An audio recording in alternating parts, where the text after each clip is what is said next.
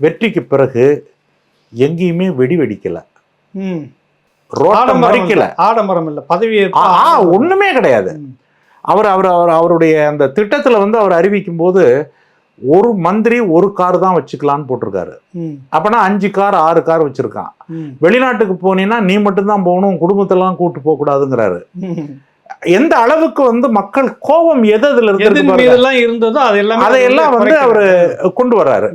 அதே போல இப்ப வந்து பிரதம மந்திரி அவர் அம்மா எலெக்ட் பண்ணிருக்கிறாங்க.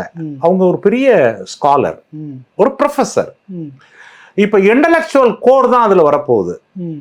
இப்ப இந்த காம்பினேஷனை ஒழிக்கிறதுக்கு உலகமே கூடும், அதெல்லாம் எனக்கு தெரியும். பல குற்றச்சாட்டு வைக்கலாம். இந்தியாவினுடைய எதிரி, அதே போல வந்து சீன ஆதரவு.